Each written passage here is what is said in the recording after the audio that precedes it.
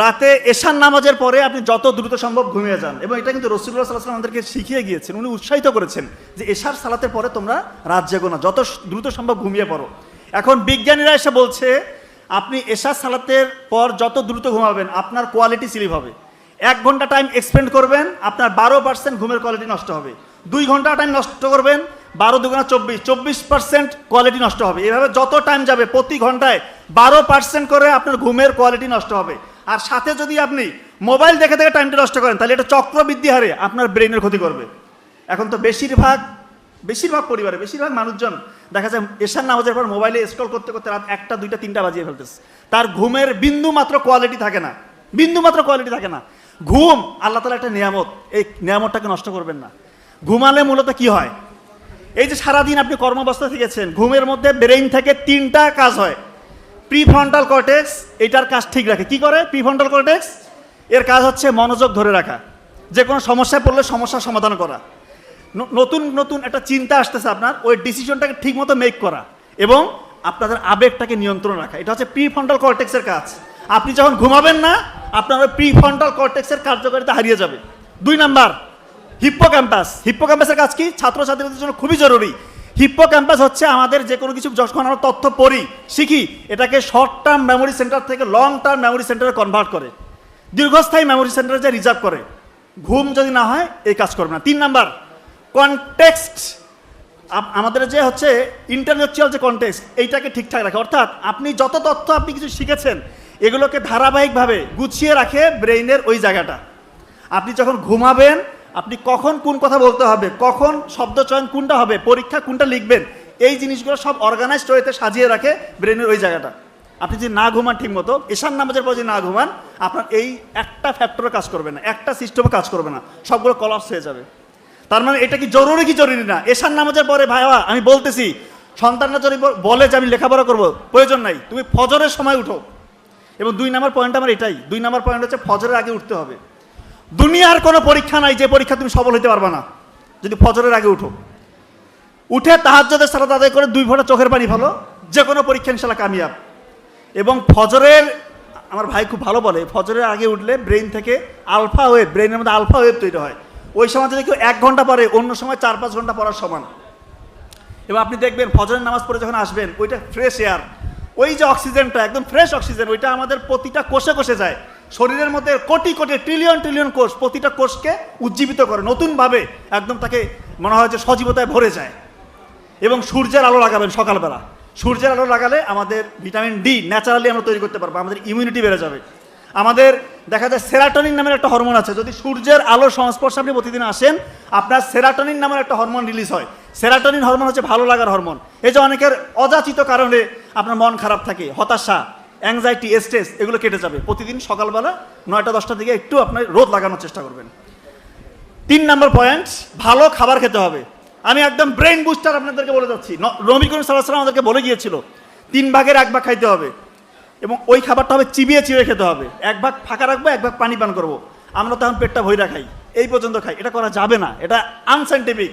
তো 3 ভাগের যে 1 ভাগ খাবো, এই 1 ভাগ খাবারের মধ্যে আবার 3 ভাগের 1 ভাগ আপনার কাঁচা খাবার খেতে হবে। কাঁচা যেমন সালাদ হতে পারে, ফলমূল হতে পারে, এই খাবারগুলো খাবেন। কাঁচা খাবার খেলে আপনার ইমিউনিটি বাড়বে, রোগ প্রতিরোধ ক্ষমতা বাড়বে, ব্রেন ঠিকমতো কাজ করবে।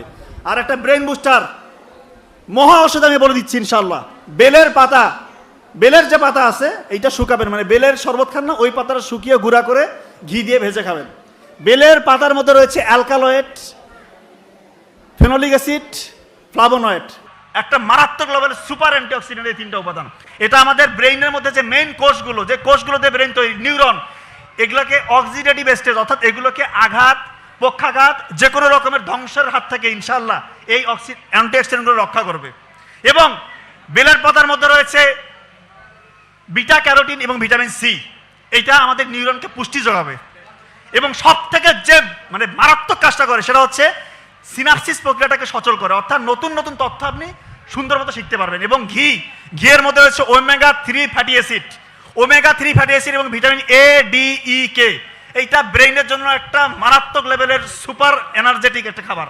এটাকে বলা হচ্ছে ব্রেইনের এনার্জির ফুয়েল।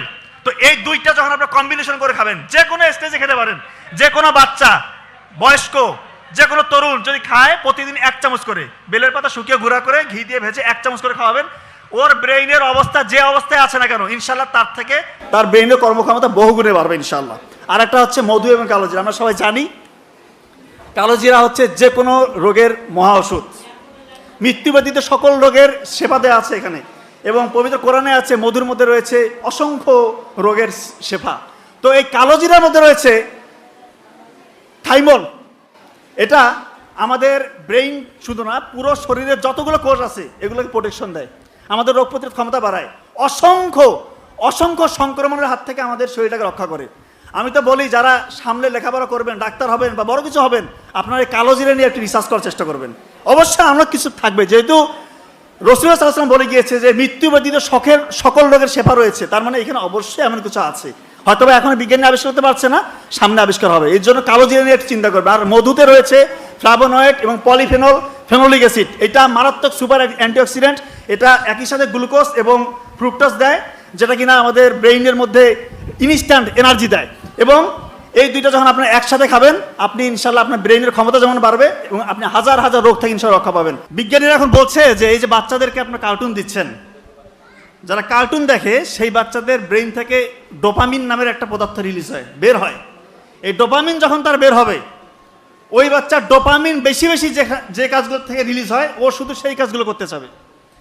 এখন কোন কাজগুলো থেকে ডোপামিন বেশি বেশি রিলিজ হয়? যত খারাপ অ্যাক্টিভিটিস আছে, যত পৃথিবীতে খারাপ খারাপ কাজ আছে, এই খারাপ খারাপ কাজ থেকে হাই ডোপামিন রিলিজ হয়। আপনি ছোটবেলায় তার হাতে এই মোবাইলটা দিয়ে দিলেন, সে বড় হয়ে যত খারাপ কাজ আছে, জুয়া খেলবে, মাদকাসক্ত হবে, আল্লাহ মাফ করুন রেপিস্ট হবে, পর্নোগ্রাফিতে আসক্ত হবে, অশ্লীলতায় ভরপুর হবে। আমি বারবার একটা কথা বলি, এই যে অশ্লীলতা, এই পর্নোগ্রাফি ইন্ডাস্ট্রি একটা $multi-trillion ইন্ডাস্ট্রি, এটার উদ্দেশ্য এবং কাজই হচ্ছে মুসলিম যুবকদেরকে ধ্বংস করা, মুসলিম পরিবারগুলোকে টুকরো টুকরো করা, মুসলিম সমাজ ব্যবস্থাকে ধ্বংস করে দেওয়া। আলটিমেটলি কোন রাষ্ট্র যেন মাথা উঁচু করে দাঁড়াতে না পারে, এটা তাদের একটা ম্যাসিভ প্ল্যান, গভীর ষড়যন্ত্র। এবং এই ষড়যন্ত্রে আমরা আমাদের বাচ্চাদেরকে ছোটবেলায় তাদের হাতিয়ার বানিয়ে দিচ্ছি। হয় বুঝে না বুঝে যেভাবেই হোক এটা হয়ে যাচ্ছে, এটা হয়ে যাচ্ছে। করুণ দৃশ্য আজকে দেখেন, মুসলিমরা সব জায়গায় অপ্রেসড, সব জায়গায় আমাদের মুসলিম ভাই নির্যাতিত হচ্ছে, অথচ মনে হচ্ছে আমাদের কিছুই নাই। ওই হারানো গৌরব কোথায় গেল? আজকে আমরা মাথা উঁচু করে দাঁড়াতে পারছি না। কেন পারছি না?